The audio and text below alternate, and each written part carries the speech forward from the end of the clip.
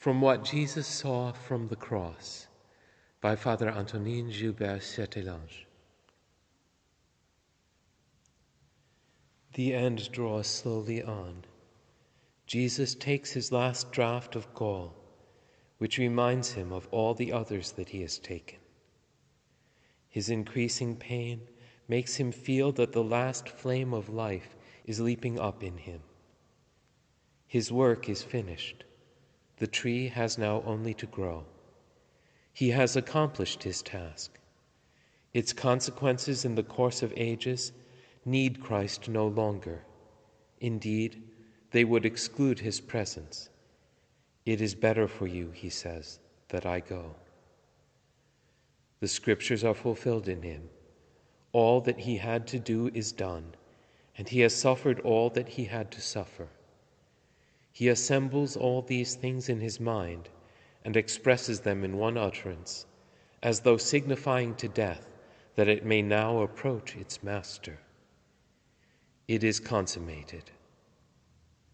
All is indeed consummated for him, and therefore also for us.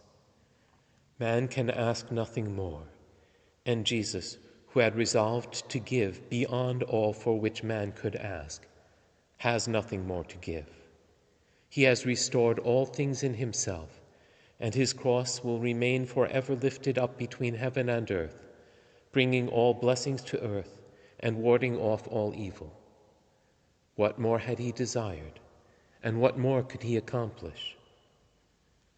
The final portents appear as the 9th hour approaches. The night of Golgotha thickens. Gareb is draped as in a catafalque. The blackness heralds the great light which is to come. The earth trembles. A strange commotion takes place among the tombs, and dead men come forth. The veil of the temple, perhaps carried away by a violent wind, the black scirocco, which is supposed to bring darkness in its train, is torn from top to bottom. This is the first veil, that which separates the vestibule from the holy place.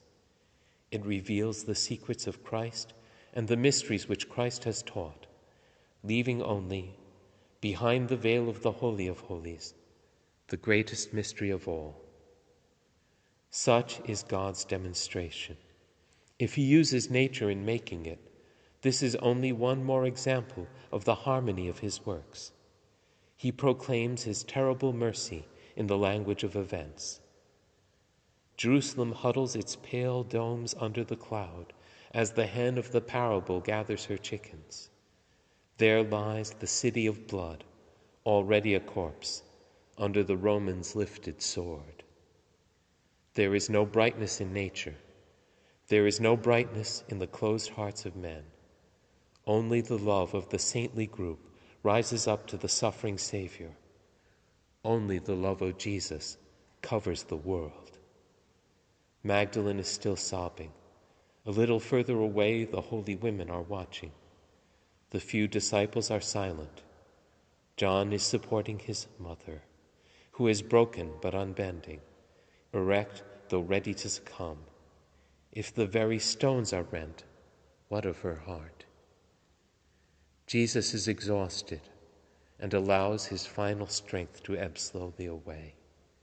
He gasps for breath, and a burning thirst still devours him. But the fever of that thirst is chiefly spiritual. He thirsts for the earth, and the earth, without knowing it, thirsts for him. Would he not wish to give one more kiss with those poor twisted lips to this earth that he loves? Would he not even in his loneliness once more, for today and for all time, offer his cheek to the traitor's kiss? His bloodless body is ready for the tomb. His soul is ready for its God. Before his eyes, the landscape begins now to fade away. Moab has long since vanished in the darkness. The outlines of the Mount of Olives and the slopes of Zion become dimmed into space. The cenacle and the palace of Herod, the temple and the Antonia, the walls with the yawning gate of Ephraim, the very hill of Golgotha itself.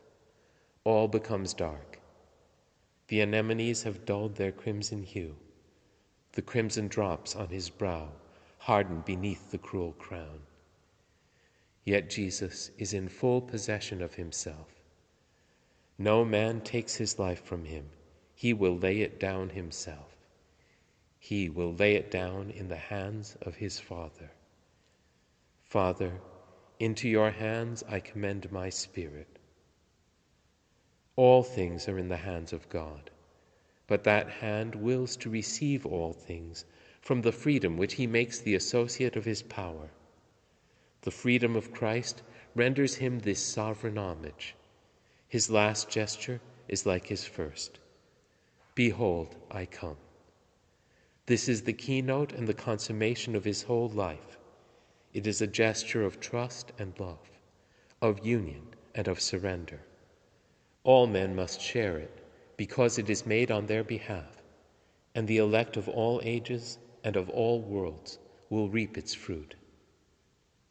So now, having nothing further on this earth to do, ready to surrender his life, to lay his head on his breast, so that its crown forms a halo above his heart, having nothing more to contemplate with this glance which now meets the supreme mystery of all, Jesus closes his eyes.